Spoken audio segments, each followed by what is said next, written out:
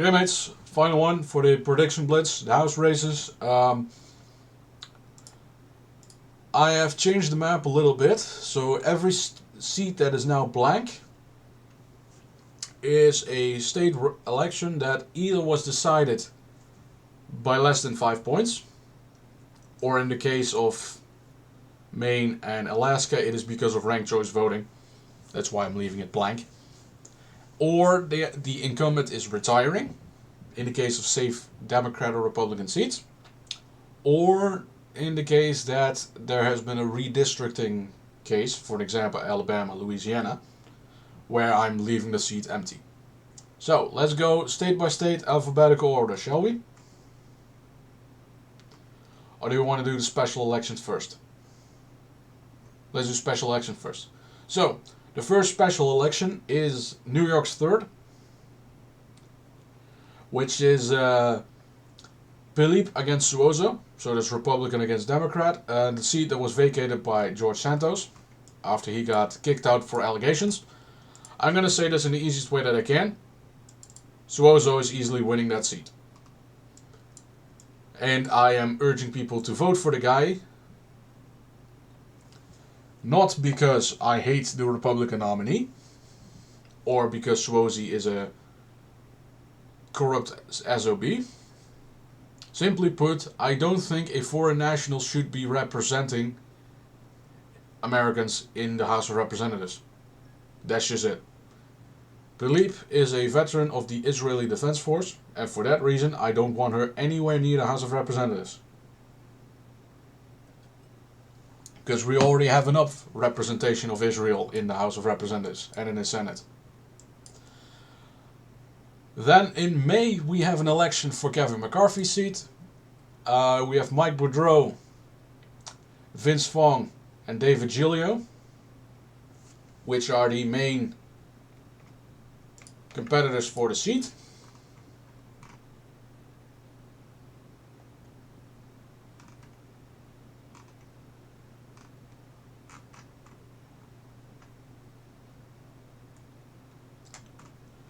And I see in the case of the communist website known as Wikipedia is deliberately trying to erase David Giglio from the race and the ballot. That's pretty hilarious because he's definitely on that race. Does it matter? No, I think the Republican Party is going to get their way and they're going to get the illegal candidate running, Vince Vaughn, as the nominee. So there you go, that's Vince Vaughn in there. Bill Johnson, there's going to be an election for him on June 11th. He's being replaced. It's a safe Republican seat. Michael Rulli or Reggie Stoltfuss. What are these fucking names? Krauts. So that's this seat. I'm going to do this real quick. There you go, Ohio 6. It's going to be a safe seat anyway, but I just wanted to quickly mention that. And then you have Brian Higgins. He is announcing his resignation tomorrow.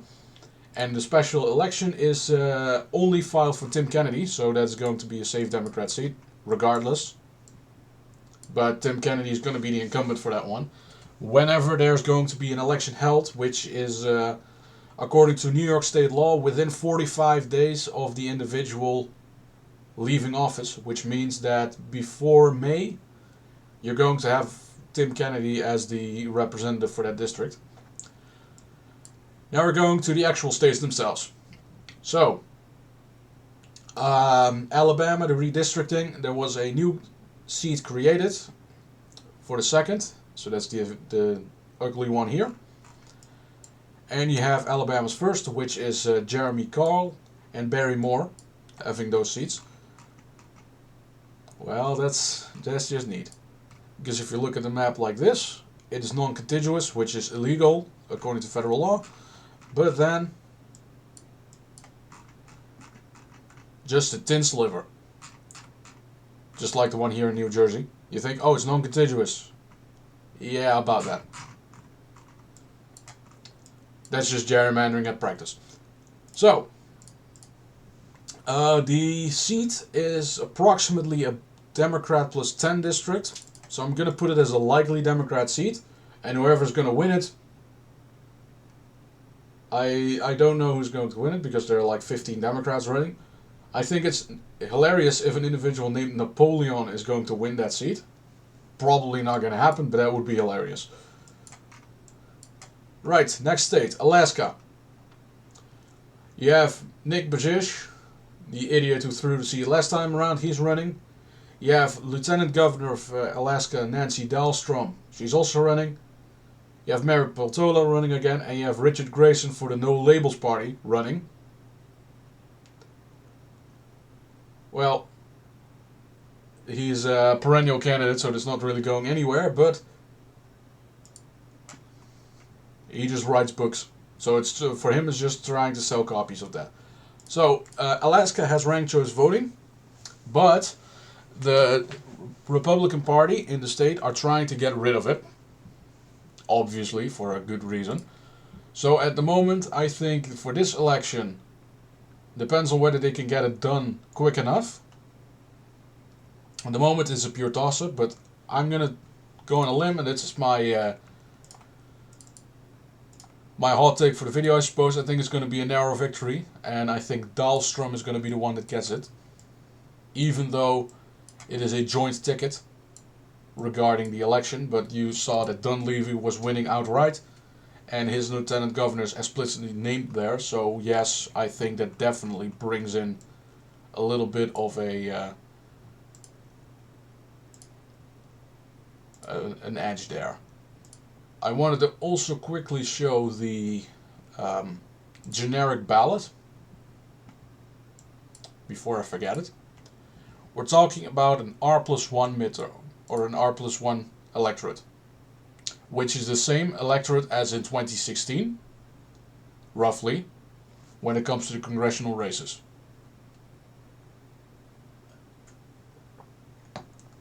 So you need to keep that portion in mind. So, then we have Arizona.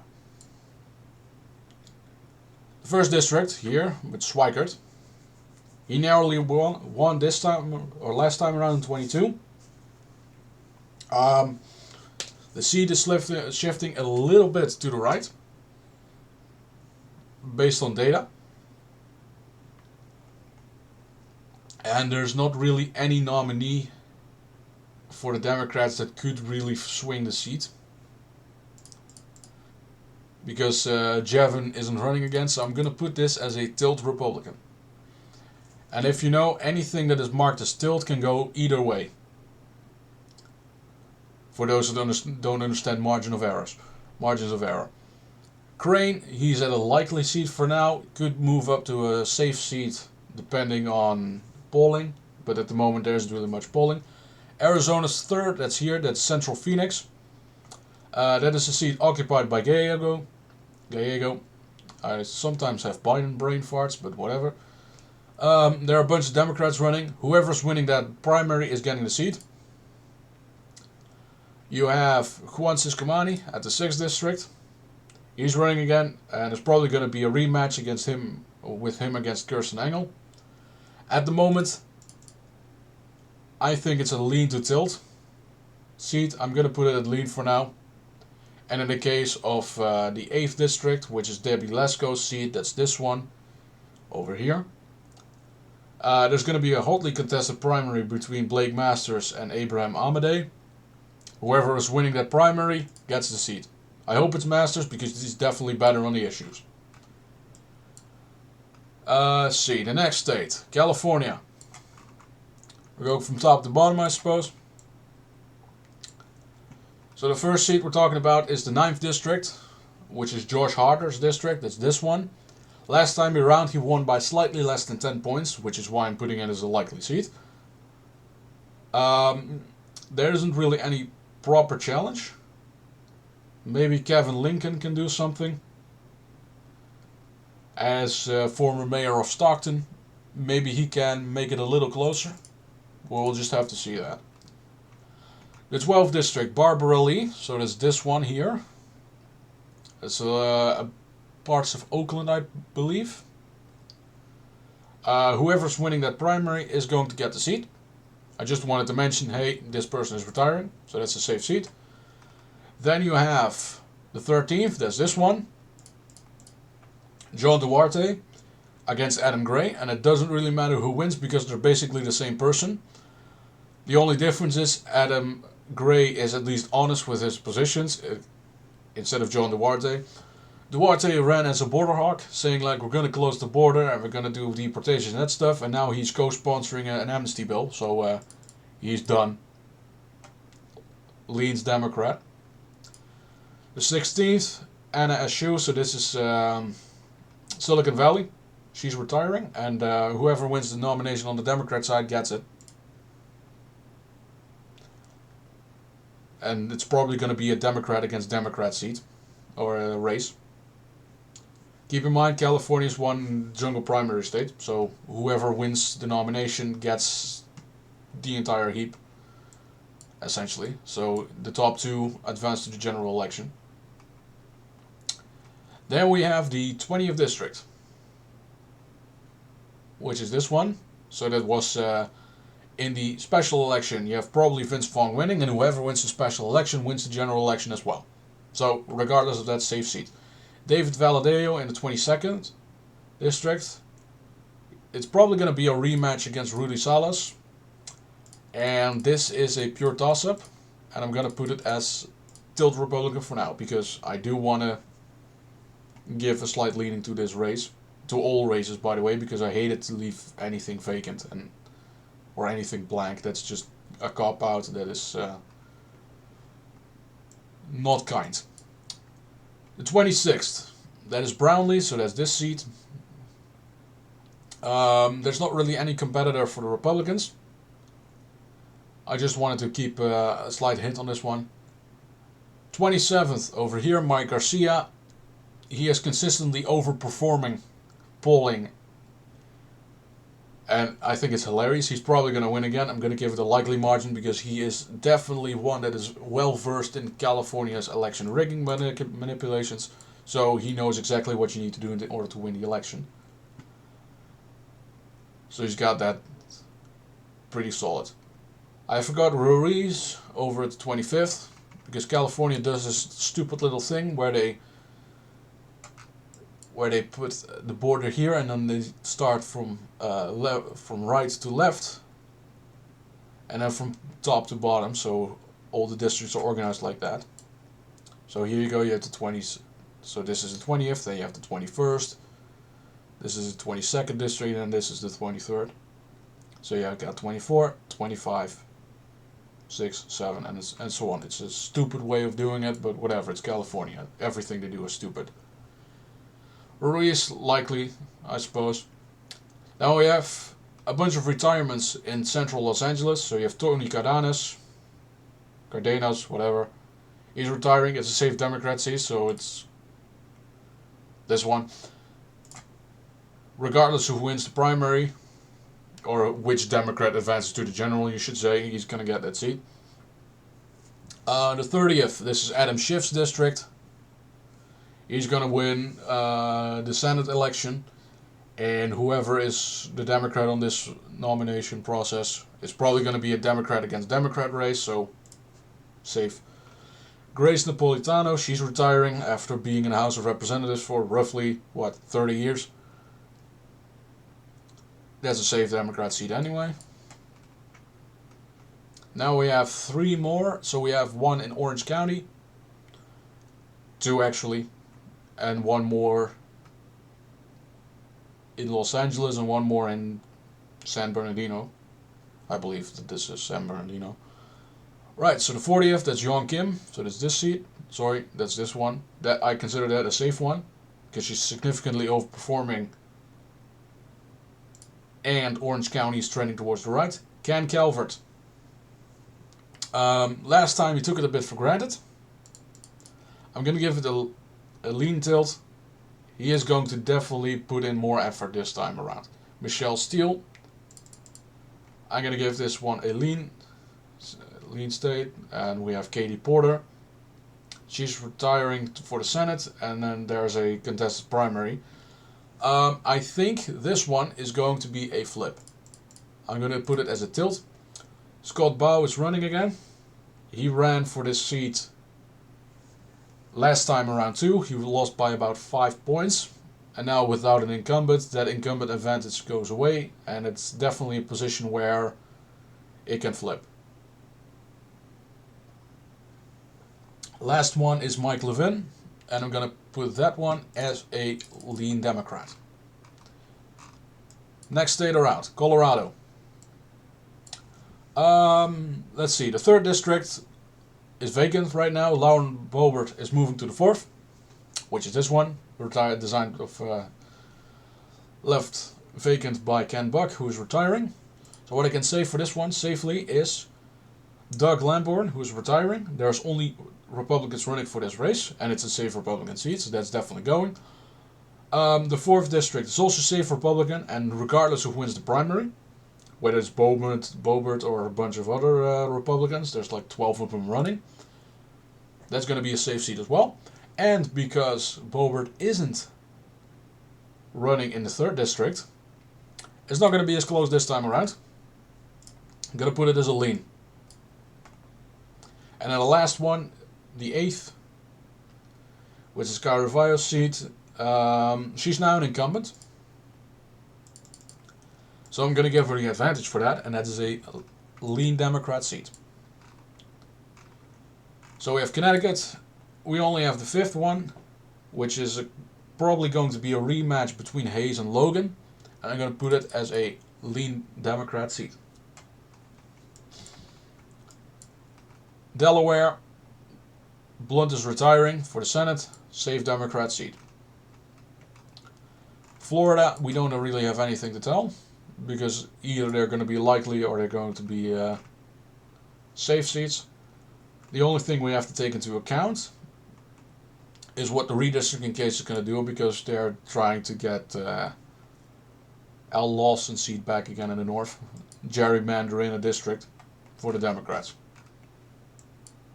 It may happen, may not happen. The 3rd district, Drew Ferguson is retiring. It's a safe Republican seat. Just wanted to mention that.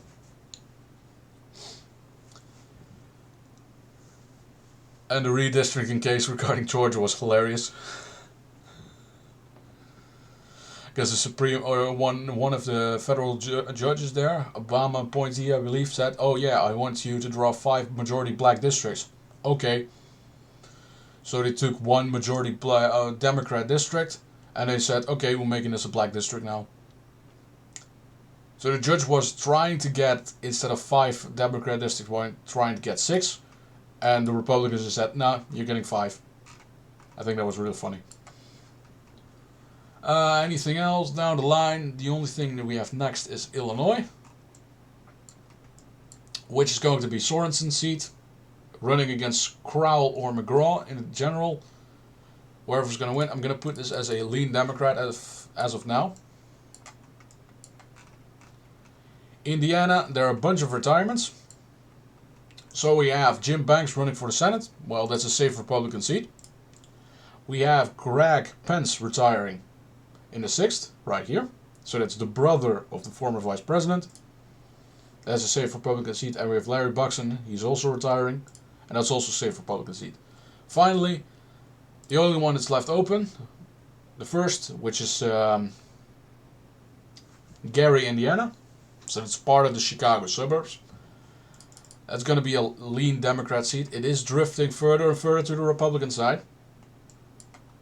But I think he's going to hang on for this term. Iowa, the only thing we have here is Zach Nunn. He's an incumbent now. I think it's a lean Republican. Kansas, I put Sharice Davids as safe. And the Republicans, when it came to redistricting, didn't really do any effort to try and get her out of there. Because if they did, they would have probably split it up a little less obvious like this. Kentucky, there's not much here. Louisiana, this is another one of the redistricting cases. And look how they massacred my boy. Garrett Graves, that's this district, here the 6th. Now includes Baton Rouge. And it includes parts of Shreveport, because obviously, because this is definitely the most compact map you can make. Fucking idiots. So that's according to the Cook PVI, it's a D+8. Garrett Graves is running for re-election, and the case in Louisiana, incumbents tend to hang on a little more tightly. So I'm gonna put this as a lean Democrat seat for now. Let's just see how it goes. There's a potential that Graves hangs on, and it becomes an actual competitive seat instead of just safe Democrat. Maine, this is an R+6 seat where Jaron Golden is trying to hang on. He came out in favor of gun control, which is a really career suicidal move to do in the case as a Maine politician. Thanks to ranked choice voting, however, he is going to hang on. So I'm just going to leave it at that. Now we have Maryland. 3 retirements. We have Dutch Ruppersberger, former Republican turned Democrat after the post 9/11 era, I suppose. He is retiring. That is a safe Democrat seat. You have John Sarbanes in the Annapolis region and then the suburbs of Baltimore. He is retiring. That's also a safe Democrat seat. And then we have David Trone in the western part. He's also retiring. And that, however, I think is going to be a lean Democrat state or seat. Massachusetts, nothing else to talk about. Michigan. There are 3 seats up for grabs. John James. He's going to hang on by about 3 to 4 points. Dan Kildee is retiring and Alyssa Slotkin is retiring to run for Senate. Those 2 seats, however, are a little more of a toss-up variety. So what I'm going to do here, I'm going to be fair and balanced, in which case I'm going to say Kildee's seat is still Republican and Slotkin's seat is still Democrat. Good swing either way, by the way. Minnesota is the next. Dean Phillips, that's western part of the Minneapolis-St. Paul area. That is a likely Democrat seat. I'm going to put it as a safe one because there isn't really any opposition for the Republican Party in that particular region. Mississippi, up next. There's nothing here. I just hope someone challenges Michael Guest, because that guy's a fucking loser. Missouri. You may actually get something fun here because Cori Bush is being indicted for embezzlement of funds. Pro tip, if you need security, don't send the money to your husband. The only one retiring here is Blaine Luetkemeyer, and that's a safe Republican seat. Montana, Zinke is going to perform slightly better than he did last time around. He's going to win by more than 5 points. And then we have Nebraska, and Nebraska is a real funny thing because 2 out of the 3 seats here are being contested by the Republican Party. So the third one here, Adrian Smith, he's being challenged by John Waltz. And John Waltz has the nominee, or the, I would say, the endorsement of the Republican Party. And then you have Don Bacon, who is being challenged by Dan Fry. So what I'm going to do is I'm going to say this is a lean Republican seat that's definitely going to be hotly contested this time around. And if it's Dan Fry, you can bet your ass that he's going to win it by a bigger margin than Don Bacon would do. Nevada, my beautiful home state. Titus, Susie Lee, and Stephen Horsford, they aren't really showing any interest in running for re-election. If that's the case, that none of them are running, then you can put the proposition here that all 3 of those seats are going to flip. Now here's the funny part about Nevada. The DSA won every single leadership position in the state party. And the party is now bankrupt. Which means these candidates are going to have a lot of trouble going into the race. So what I am going to do is I'm going to assume all of them are running for re-election, which means Lee and Titus are going to hang on narrowly, but Horsford is going down, albeit narrowly. Simply put, the Nevada Democrats do not have the resources to keep all of them in. New Hampshire. I put both at likely. I don't see any Republican winning New Hampshire for the foreseeable future. New Jersey, 2 seats up for grabs. You have Andy Kim, who's vacating a seat. And I think this is a likely Democrat seat. And then you have Tom Keene, who barely won it last time around. I don't think he's going to do it this time. I think he's losing it, albeit very narrowly. New Mexico. The only one who may have trouble is Gabe Vasquez, who won last time around by a few hundred votes.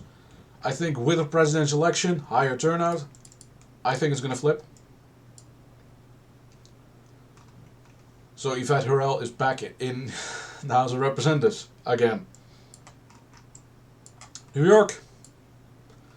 We already stated in the third district, which was former Santos seat, that you have Tom Suozzi. He's going to win a primary, and he's probably going to win the general election as well for the special.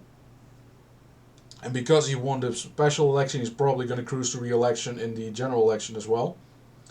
Anthony Desposito, he isn't really filing to run for re-election, probably because all the districts are being redrawn.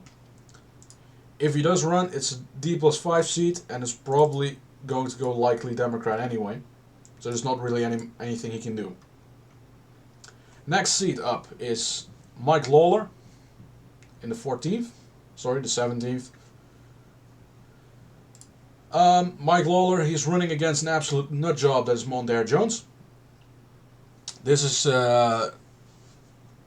part of Rockford County and a bunch of other Jewish areas in New York, heavily Jewish, and it's not a smart idea for the Democrat Party to nominate an anti-Semite for this race, and for that reason I'm going to put it as a lean Republican. Pat Ryan, he's running for re-election.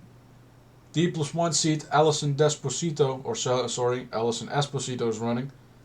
She is the Lieutenant Governor nominee last time around, when Lee Zeldin almost won.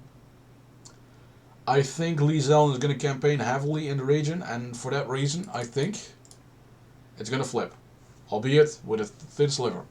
Mark Molinaro, he's now an incumbent. It's going to help him a lot. He's going to win that seat.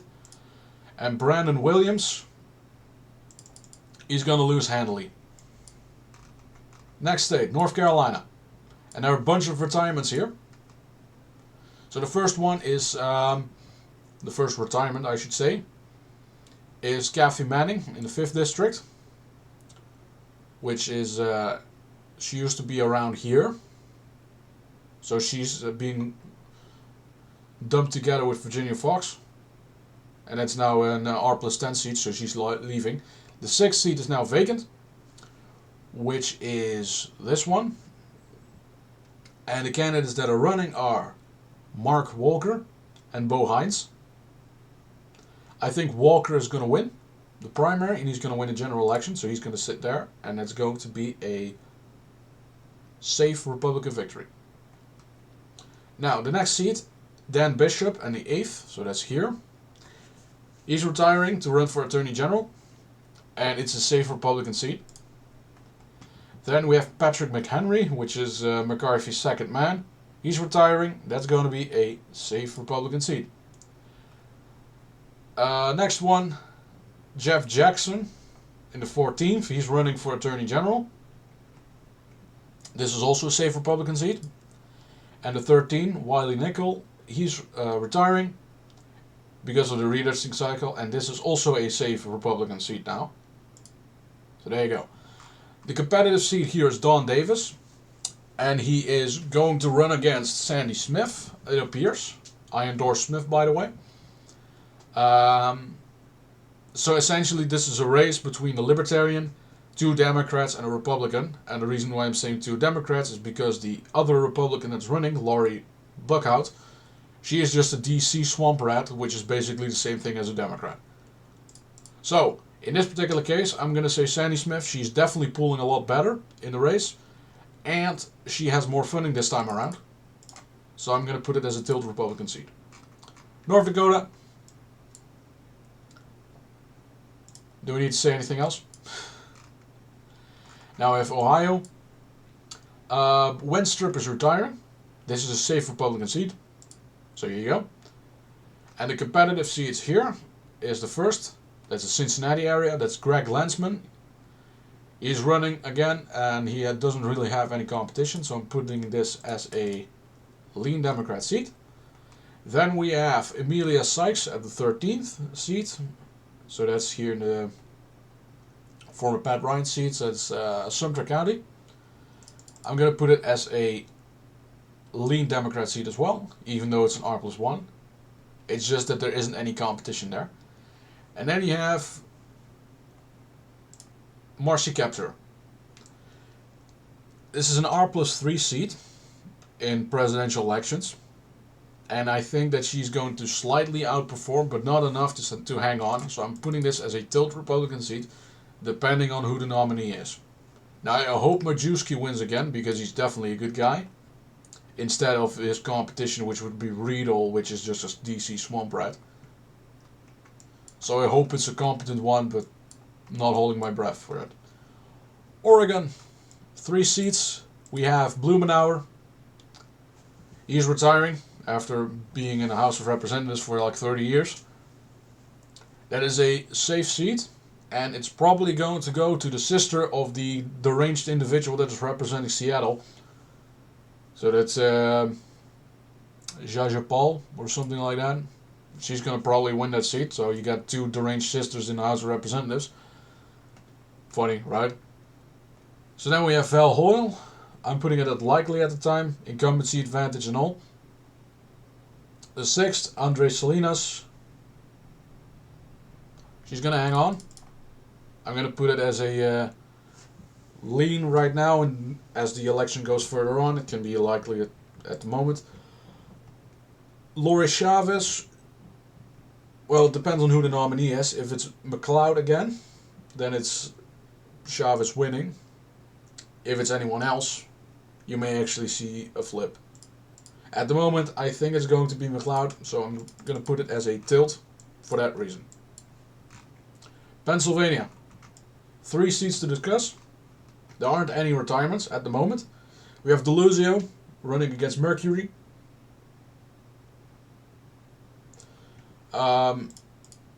I think it's going to be a lean at the moment. And then we have Wild and Cartwright. And it kind of depends on the state of the election. If Trump wins the state by a narrow margin, both of them hang on. If Trump wins it by like 3 to 5 points, then both of them are going to lose. Now, in the case that there is going to be,